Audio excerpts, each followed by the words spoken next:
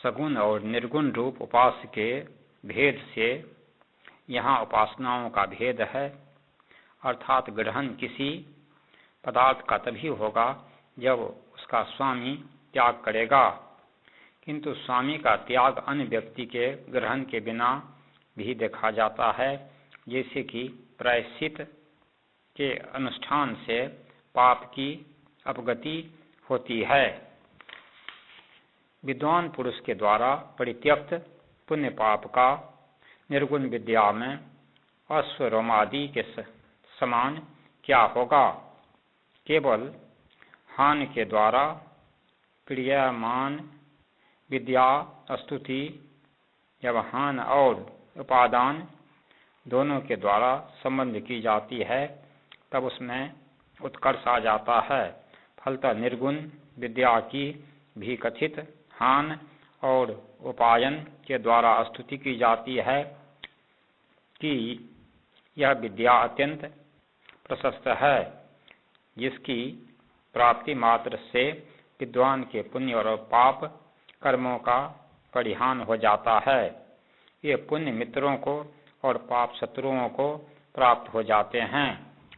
अर्थात शाम को 7 भक्तियों में जो सब 22 अक्षर गिनाए गए, उनमें 21 संख्या के द्वारा 21वां आदित्य लोक और 22वीं संख्या के द्वारा ब्रह्मलोक की प्राप्ति होती है। आदित्य लोक की 22वीं संख्या के संपादनार्थ अन्य अर्थवाद अपेक्षित है।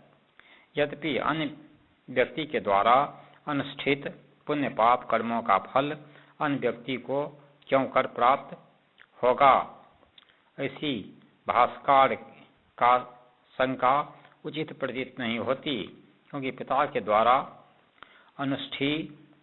अनुष्ठेयमान वैश्यानरीय इष्टि का फल, पुत्र के द्वारा किए जाने वाले श्राद्ध का फल, पिता की तथा पत्नी के द्वारा किए गए सुरापान का फल पति को प्राप्त होता है। इसी का प्रयोजन यह है कि उपासक के लिए सभी का सुहृद भाव रखना चाहिए, असौहार्द नहीं। देवगणों ने मृत्यु से बचने के लिए गायत्र्यादि छंदों से अपने को आच्छादित कर लिया, अतः उन्हें छंद कहते हैं। नव अक्षरों के छंदों को असुर छंद और शेष छंदों को दैव छंद कहा जाता है। ज्योतिष्टम याग में सोम रस भरने के लिए जो डमरू के आकार के छोटे छोटे दारू में गिलास होते हैं, उन्हें ग्रह कहते हैं। समयाधुषित वह क्षण है जिसमें ना सूर्य रहे और न तारे निकल पाएं। ज्योतिष्म में शाम के मुख्य गायक हैं उद्गाता, प्रस्तोता, प्रतिहर्ता, सुब्रह्मण्य। मुख्य गायक के जैसे पार्श्व गायक सहायक होते हैं, वैसे ही शाम के मुख्य गायकों के सहायक उपगा या उपगाता कहलाते हैं। सभी ऋत्विज उपगाता होते हैं, क्योंकि सम बल वाले प्रमाणों के द्वारा प्राप्त न होने के कारण विधि और निषेध का कोई विरोध ही नहीं। जैसे कि कोई क्रिया वर्तमान में सुखद है, किंतु वह सुख रूपता भविष्य में दुखदायित्व का निषेध नहीं कर सकती, क्योंकि वह उस अंश में तटस्थ है। अकर्तव्याद फल, जो कर्म अकर्तव्य या निषिद्ध है वह भविष्य में दुख फलक होता है।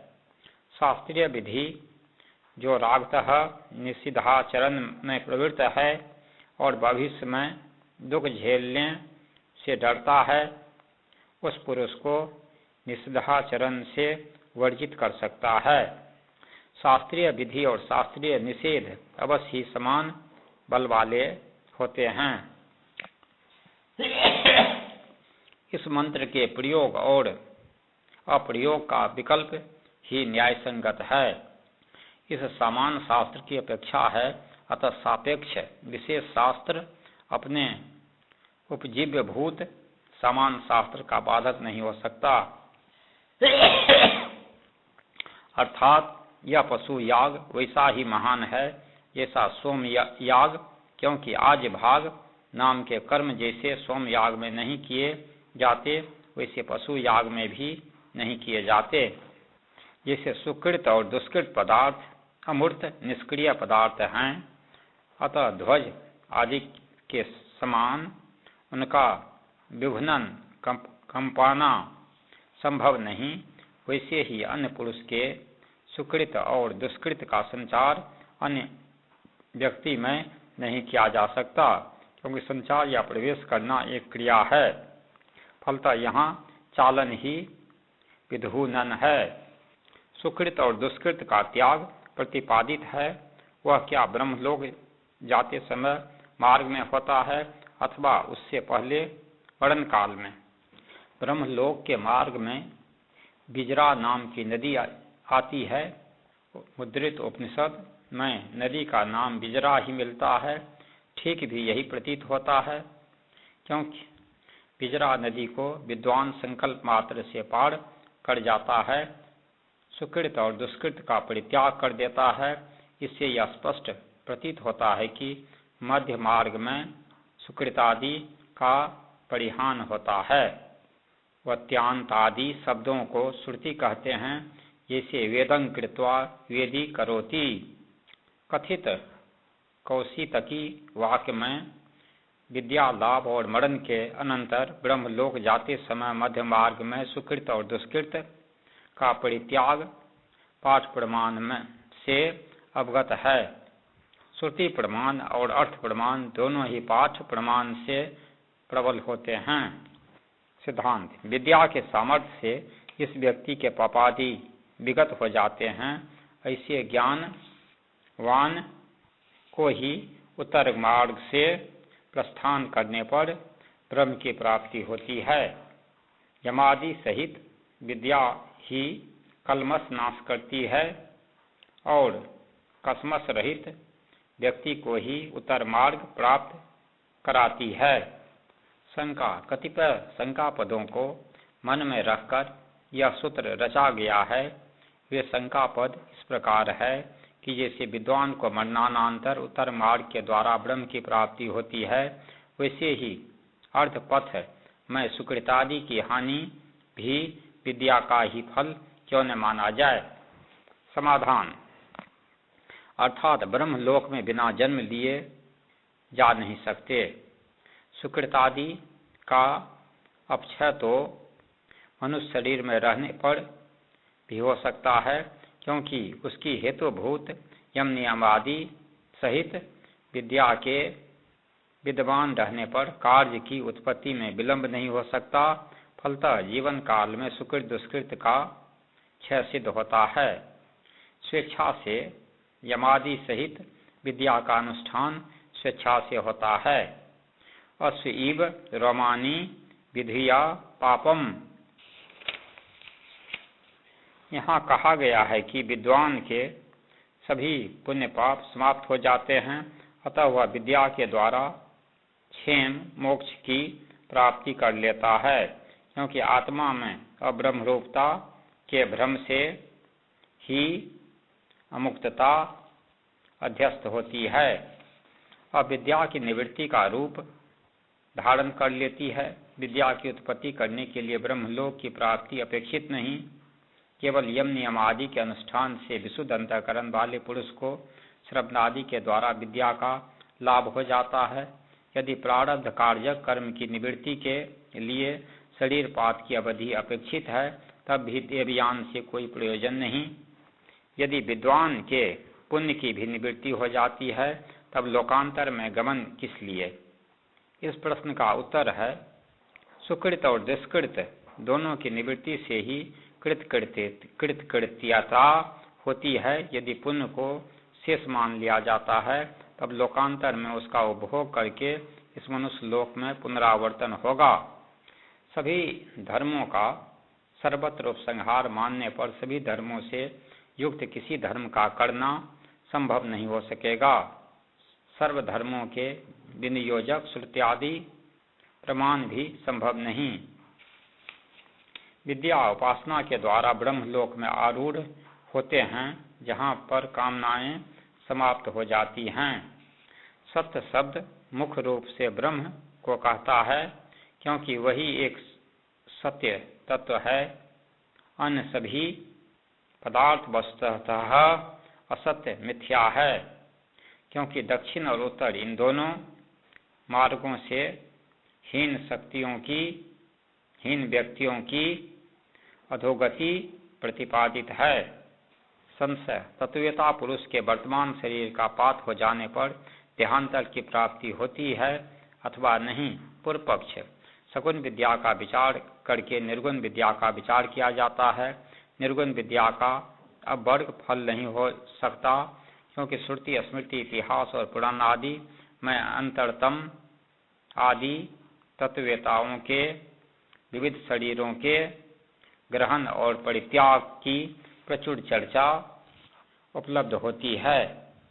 विद्या के रहने पर यदि मोक्ष का लक्षण उत्पन्न नहीं होता, तब मोक्ष को विद्या का फल नहीं कह सकते। शंका जीवन मुक्त पुरुष की विदेह मुक्ति में उतना ही विलंब है जब तक इस शरीर का पात नहीं होता। शरीर पात होते ही ब्रह्म रूपता की संपत्ति हो जाती है इत्यादि श्रुतियों के अनुसार। जैसे विद्वान अपने प्रारब्ध कर्म की समाप्ति की प्रतीक्षा करता है, वैसे वशिष्ठादि महर्षियों को भी अपने प्रारब्ध कर्म के फलोपभोग की प्रतीक्षा है। समाधान जिस कर्म ने वशिष्ठादि के शरीर का आरंभ किया है, उसके उपभोग की प्रतीक्षा यदि है, तब शरीरांतर का ग्रहण नहीं करना चाहिए था, क्योंकि प्रारब्ध कर्म शरीरांतर का हेतु नहीं। सिद्धांत अपांतरमा आदि महर्षियों के स्वनुष्ठित सुष्ठु अनुष्ठित विद्या और कर्म से परितुष्ट होकर परमेश्वर ने उनको जिन आधिकारिक पदों पर वियुक्त किया, वे लोग अपने दायित्वपूर्ण कार्यों को संपन्न कर परम पद में समा जाते हैं। जिस संदर्भ का जिस अर्थ में परम तात्पर्य होता है, उसका अन्यथा करण नहीं किया जा सकता। अपांतरतमा आदि तत्ववेता पुरुष ब्रह्म विद्या के रहने पर भी शरीरों का धारण करते हैं। गुरुत्व गुण पतन का कारण है, किंतु सुदृढ़ वृंत डंठल के सहारे बड़ा सा कटहल वृक्ष में लटक रहा है, उसका गुरुत्व पतन को जन्म नहीं दे पाता। ऋषिगण अनासक्त भावना से संसारिक पुरुष के समान ही अधिकार का उपयोग समाप्त करके मुक्त हुआ करते हैं। जिन कर्मों ने अपना फल प्रसव आरंभ कर दिया है, उनसे भिन्न निखिल कर्म ज्ञानाग्नि से दग्ध हो जाते हैं। अधिकारिक पुरुष भी अपने प्रारब्ध कर्मों का ही उपभोग करते हैं, संचित कर्मों का नहीं। यही भास्कर व्यतिरेक शैली में कह रहे हैं, अर्थात तत्ववेता पुरुष के अपने एक प्रारब्ध कर्म का उपभोग करते करते यदि कोई दूसरा प्रारब्ध कर्म आविर्भूत होता, तब उसका भी उपभोग करना पड़ता, किंतु ऐसा संभव नहीं, क्योंकि ब्रह्म साक्षात्कार समस्त संचित कर्मों का बीज भाव भस्मसात कर दिया करता है।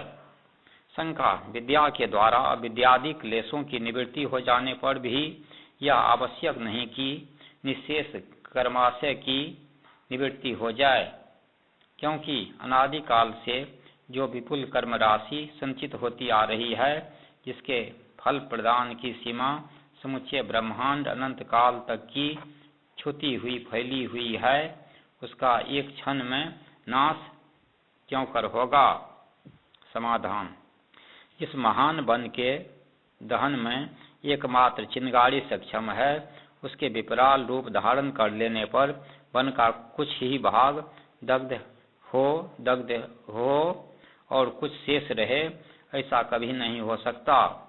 यदि तत्व ज्ञान के समग्र प्रारब्ध दग्ध हो जाता है, तब वशिष्ठादि तत्व ज्ञान संपन्न मनुष्यों का शरीर धारण क्यों कर संभव होगा?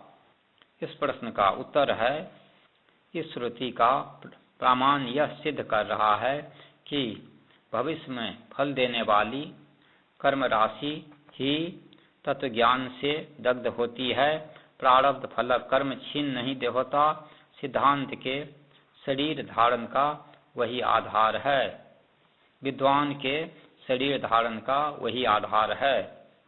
ऐश्वर्य रूप फल को नश्वर देखकर उससे निर्विन्न विरक्त होकर जब वे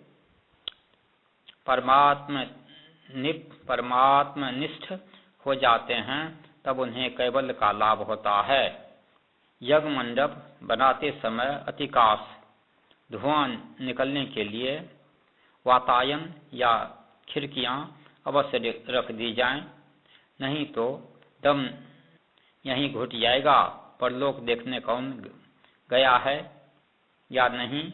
यहाँ अब बाद में जो धर्मानुष्ठान जनित स्वर्गादि फलों के विषय में संदेह किया गया है कि है अथवा नहीं, वह संदेह उचित है, क्योंकि धर्म और उसका फल दोनों केवल शब्द प्रमाण से अधिगत होते हैं, प्रत्यक्ष प्रमाण से नहीं। किंतु अद्वैत ज्ञान का फल मोक्ष होता है, यह तो प्रत्यक्ष सिद्ध है। अतः इस संदेह की गंध भी नहीं। यह कहा गया है, प्रत्यक्ष फल त्वाच ज्ञानस्य अद्वैत तत्व का साक्षात्कार और विद्या समारोपित निखिल प्रपंच का समूल उन्मूलन करके जीव के परितापक धधकते हुए संसार रूपी अंगारों का समन करता है। इंद्रिय संबंध वर्तमान विषय का ही प्रत्यक्ष अनुभव होता है।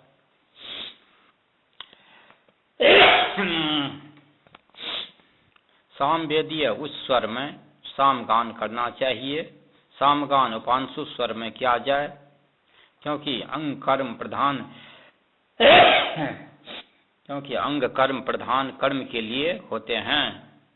सभी विधि वाक 4 प्रकार के होते हैं।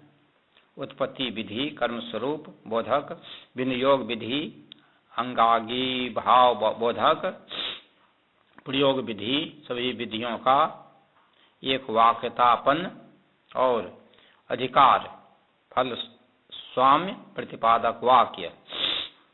सामगान को उत्पत्ति सामवेद में हुई, अतः सामवेदीय उच्च स्वर प्राप्त है, किंतु सामगान का विनियोग यजुर्वेदीय आधान से है, अतः यजुर्वेदीय उपांशु स्वर प्राप्त होता है।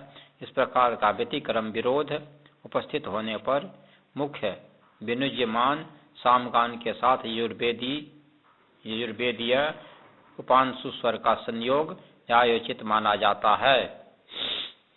प्रकरण और वाक्य दोनों समान नहीं कि संशय के जनक हो जाएं। फलतः दोनों स्थलों पर वेद का भेद हो जाने से विद्या का भेद मानना चाहिए। वाक भेद की अपेक्षा एक वाक्यता श्रेष्ठ मानी जाती है। परमात्म विद्या अभेद विषयनी है। विषय याज्ञवल्क्य से चक्र संज्ञक ऋषि के पौत्र उशस्त ने पूछा, यत साक्षात् परोक्षात् ब्रह्म या आत्मा सर्वांतर अस्तंग में ध्याचक्ष। इसी प्रकार कुशीतक के पौत्र कहोल ने प्रश्न किया, यदेव साक्षात् परोक्षात् ब्रह्म या आत्मा सर्वांतरः तंग में व्याच छ। अभ्यास के द्वारा कर्म का भेद अवश्य हो जाता है, क्योंकि एक बार विहित क्रिया का पुनः विधान संभव नहीं। अतः वाक्यांतर के द्वारा कर्मांतर का ही विधान होगा, किंतु एक ही वस्तु स्वरूप के पुनः पुनः प्रतिपादन में कोई दोष प्रसक्त नहीं होता। माता पिता अपने निरोग बालक को बार बार पथ का उपदेश करते हैं। भगवान वेद तो माता पिता से भी बढ़कर मानव मात्र का हितैषी और पूज्यतम है। उक्त स्थल पर वैदिक वाक्यों को सर्वथा पुनरुक्त भी नहीं कहा जा सकता, क्योंकि एकत्र ब्रह्मगत अस्नायादि का अत्यय अभाव एवं अन्यत्र कार्य कारण व्यतिरेक का प्रतिपादन किया गया है। संशय तदो अहम सो असौ यो असौ सो अहम इत्यादि स्थलों पर जीव में ब्रह्मरूपता और ब्रह्म में जीव रूपता की द्विविध भावना करनी चाहिए, अथवा केवल जीव में ब्रह्म भावना उपादेय है। पूर्व पक्ष ब्रह्म में जीव भावना करना उत्कृष्ट वस्तु में निकृष्ट त्वापादन करना है, अतः केवल जीव में ब्रह्म भावना अपेक्षित है। किसी प्रकार का ध्यान ध्येय वस्तु के स्वरूप पर कोई अंतर नहीं डालता। वह उपास तत्व क्या है? इस प्रश्न का उत्तर है सत्यम। जो प्रथमज यक्ष पूज्य तत्व को सत्यं ब्रह्म ऐसा मानता है, वह इन लोकों को जीत लेता है और उसका इनु इसी प्रकार जीत पराजित शत्रु अमत नष्ट हो जाता है। उत्कार्य का नियमन किया गया है। यह एव में तनम हद यक्षम, ऐसा उपासक क्यों विजयी होता है?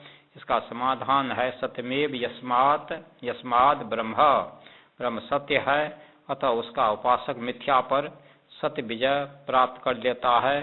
सत्य की उपासना का फल भी सत्य होता है। अतएव उपासना का फल है पाप हानि। स त य को मिलाकर सत्य शब्द बना है। श्रुति में जो द्वितीय त अक्षर को ती कहा गया है, वहाँ इकार केवल उच्चारण के लिए प्रयुक्त है। प्रथम स और अंतिम य अक्षर सत्य है, क्योंकि वे सस्वर होने से गतिशील जीवित है, और त गति रहित मृत या अनृत असत्य है, क्योंकि मृत्यु और अनृत शब्दों म तकार समान है। सज्ञाक्षरों में अनृत या मृत्यु रूप तकार अपने पूर्वतन स और पश्चातन या सत्य से परिगृहित सदस्ट होने के कारण अकिंचित कर प्रभावहीन है। अतः उपासना का फल सत्य है, असत्य नहीं। यह स्वरूप है उस सत्यार्धा की सनामाक्षरोपासनता का। यद्यपि सत्यं ब्रह्म और तद यत तत्सत्यम इन दोनों संदर्भों में प्रतिपादित दोनों तत्व विद्याओं में एकता प्रतीत होती है, क्योंकि तद यत तत्सत्यम यहाँ तदादि पदों के द्वारा पूर्व प्रकृतार्थ का ही परामर्श किया जाता है। तथापि फलों का भेद होने से वैसे ही दोनों विद्याओं का भेद हो जाता है। जैसे दर्श पूर्ण मासाभ्यांग स्वर कामो थजेत यावत जीवं दस पूर्णा मासाभ्यांग यलेत। इन दोनों वाक्यों में यति रूप अनुबंध की एकता होने पर भी स्वर्गादि फलों के भेद से भिन्नार्थकत्व माना जाता है। अर्थात वासनेय उपासना भी अक्षी और आदित्य विषयिनी है, और छांदोक्त उपासना भी। अतः उपास्य का अभेद होने के कारण दोनों उपासनाओं का अभेद है। यद्यपि छांदोग्य में सगुण विषयिनी और बृहदारण्यक में निर्गुण विषयिनी विद्या का प्रतिपादन है, अतः उनका भेद स्वाभाविक है। तथापि इन दोनों विद्याओं में परस्पर गुणोपसंहार उचित माना जाता है। क्योंकि निर्गुण विद्या में ब्रह्म की स्तुति करने के लिए सगुण विद्या वर्णित गुणों का उपसंहार संभव है। सगुण विद्या में यद्यपि वशीत्वादि गुणों का उपसंहार ध्यान के लिए संभव नहीं, क्योंकि निर्गुण विद्या में वशीत्वादि का ध्यातव्यत्वेन विधान नहीं किया गया है। संगति वैश्यानर विद्या में अतिथियों से पहले उपासक का जो भोजन विहित है, उस भोजन का विचार यद्यपि प्रक्रांत उपासना के विचार से साक्षात संगति नहीं रखता, तथापि उपासना संबंधी प्रथम भोजन का विचार परंपराया संगत है। विषय छांदोग्ये वैश्यानर विद्यांग प्रकृत्य, अर्थात छांदोग्य में वैश्यानर विद्या का प्रकरण आरंभ करके उपासक के लिए प्रथम भोजन का विधान किया गया है। ज्योतिष्ठम में सोमलता खरीदने के लिए मूल रूप में 1 वर्ष की गौ दी जाती है।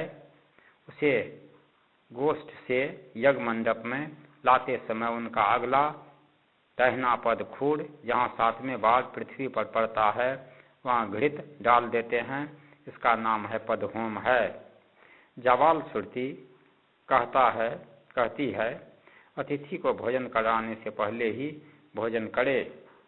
समाधान अर्थात जो श्रुति स्वामी भोजन रूप धर्मी के प्राथम्य रूप धर्म का लोप सहन नहीं करती, वह स्वामी भोजन रूप धर्मी का विलोप पक्ष कभी नहीं सहन कर सकती, ऐसा पूर्व पक्षी मानता है।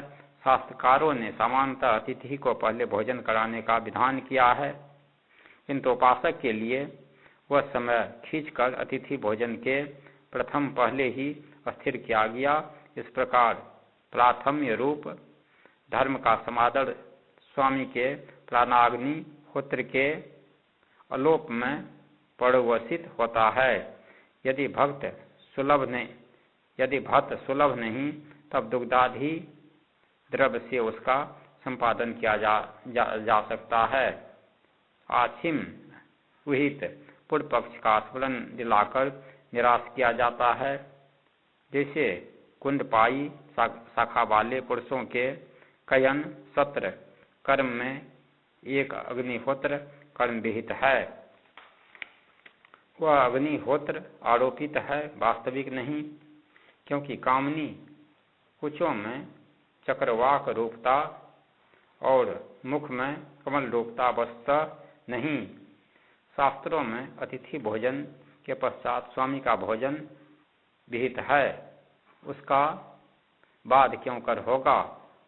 पूर्व पक्ष गीयमान साम स्तोत्र के एक भाग का नाम उद्गीत है, उसका आरंभ ओम अक्षर से किया जाता है। जिस यजमान का जुहू पात्र पर्ण पलाश वृक्ष की लकड़ी से बना होता है, वह अपनी अपकीर्ति कभी नहीं सुनता। उद्गीतादि उपासनाएं स्वयं व्यापारात्मक है, अतः उनका फल के साथ संबंध उत्पन्न हो जाता है। ओंकार कर्म ज्योतिष्ठम का अंग नहीं, अपितु अंग रूप उद्गीत भाग का एक अवयव है। संवर्ग विद्या में वायु और प्राण शब्द अभिन्नार्थक है या नहीं, संशय। पूर्व पक्ष अध्यात्म शरीर संबंधी पदार्थ को प्राण और अधिदेव देवांतर्गत पदार्थ को वायु कहते हैं, क्योंकि गुणों का भेद रहने पर भी गुणी पदार्थों का अभेद देखा जाता है। अतः एक साथ ही प्राण और वायु रूप उभय का अनुचिंतन करना चाहिए। जैसे सायं और प्रातः रूप गुणों के भेद से एक ही अग्निहोत्र कर्म का प्रयोग भेद माना जाता है, वैसे ही प्रकृति में भी अध्यात्म और अधिदेव रूप गुणों के भेद से एक ही उपासना का प्रयोग भिन्न सिद्ध होता है। यहाँ सामान्यतः देवता का उल्लेख है, विशेषतः वायु के रूप में उपदेश नहीं, तब वायु देवता की प्राप्ति क्यों कर होगी। इस प्रश्न का उत्तर है देवतेत यत्र वायुः स्यात्, वायुदेव अग्नि आदि का संवरण आच्छादन करता है, अतः अग्नि आदि वायु से आच्छन्न है और वायु अनागच्छत संवर्ग गुण का आश्रय होने के कारण वायु अनुवच्छिन्न देवता है।